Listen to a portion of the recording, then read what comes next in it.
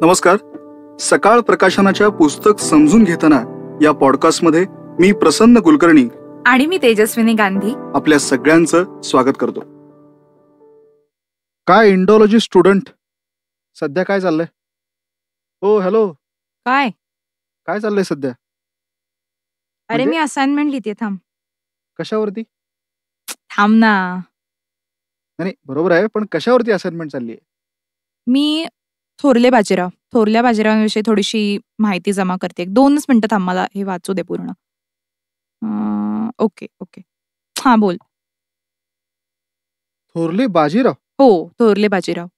अरे आमची असाइनमेंट आहे कॉलेजची. हा हा. तर हे सकाळ प्रकाशनाकडून थोरल्या बाजीरावांवर एक पुस्तक प्रकाशित झालंय. हं. तर मी ते थोडंसं चाळत होते की त्याच्यातून काही रेफरन्स घेता येतो का. खूपच चांगलं पुस्तक आहे रे. हो, बरोबर आहे, पण जुनी पण पुस्तकं आहेतच की. म्हणजे यात असं काय वेगळं आहे? नाही, बरोबर आहे, जुनी पुस्तकं आहेतच अर्थात. पण खूपच समग्र पद्धतीने बाजीरावांचा अभ्यास ह्या पुस्तकातून आपल्या समोर येतो. आणि अरे बाजीरावांची आत्तापर्यंत अनेक चरित्र अर्थातच प्रकाशित झालेली आहेत. पण त्यांचं शौर्य, त्यांची बुद्धिमत्ता किंवा त्यांची युद्ध निपुणता ह्या सगळ्या गुणांवर खूप उत्तम पद्धतीने लेखकांनी प्रकाश टाकलाय. कोणी लिहिलंय पुस्तक? अरे तुला जयराज साळगावकर माहितीयेत? हा हा हा. जयराज साळगावकरांनी लिहिलंय पुस्तक. आणि अरे मी जेव्हा पुस्तक हातात घेतलं आणि त्याची संदर्भ सूची मी पहिल्यांदा वाचली, तर त्यावरूनच लक्षात येतंय की लेखकांनी किती मेहनतीनं हे पुस्तक लिहिलेलं आहे. म्हणजे बघा, या पुस्तकात वेगवेगळे नकाशे आहेत, 7 परिशिष्ट आहेत आणि 17 वेगवेगळी प्रकरण आहेत. मराठी, निजाम आणि बाजीराव पेशवे, पेशवे बाजीराव, मुघल, शिवाजी आणि बाजीराव, युद्धनीती, कर्नाटक मोहिमा, पालखेडचा विलक्षण संग्राम, बाजीरावांचे सरदार, माळवा, गुजरात, बुंदेलखंड, छत्रसाल यांच्या सहाय्यासाठी, दाभाड्यांचे निर्दालन, जंजिरा घेतला आणि सोडला, उत्तरेकडील भराऱ्यांचा ताळेबंद, नादिरशहा, कर्तृत्व आणि व्यक्तिमत्व, बाजीरावांच्या कर्तबगारीचे ताळेबंद, अशा वेगवेगळ्या प्रकरणांद्वारे थोरले बाजीराव या पुस्तकातून आपल्या समोर येतात. मालोजीरावांपासून मराठ्यांच्या इतिहासाचा साकल्यानं अभ्यास केल्यास ठळकपणे जाणवणाऱ्या प्रमुख गोष्टी, छत्रपती शिवरायांपासून खऱ्या अर्थानं स्वतंत्र अशा मराठेशाहीच्या ऐतिहासिक पर्वाला सुरुवात झाली.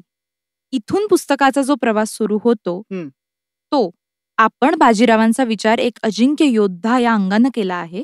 जगात हाताच्या बोटावर मोजण्या इतकेच कधीही युद्ध न हरलेले सेनानी आहेत.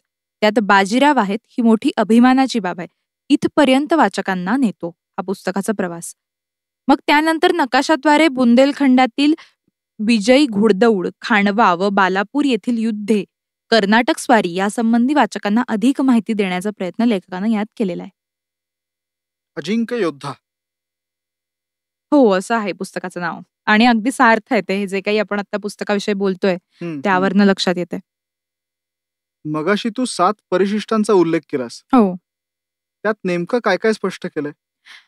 तर आता मुंगी शेवगावचा तह, फील्ड मार्शल मॉन्टेगोमरी यांचा अभिप्राय, दुष्काळाच्या परिस्थितीत महाराणी येसूबाईंनी लिहिलेलं पत्र, बाजीरावांच्या हालचालींची रोजनिशी, बाजीराव पेशव्यांच्या हालचाली, पेशव्यांच्या रोजनाम्यातील माहिती आणि महाराष्ट्र, त्याचा इतिहास, राज्यकर्ते, भूगोल आणि नागरीकरण ह्या 7 परिशिष्टांद्वारे आपल्याला लेखकांनी अजून वेगवेगळ्या पद्धतीने बाजीराव म्हणजे काय हे पटवून देण्याचा प्रयत्न केलाय.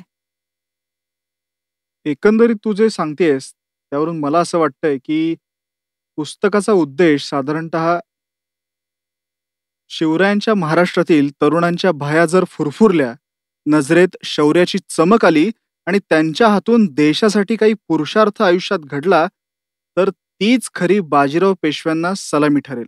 खरंय.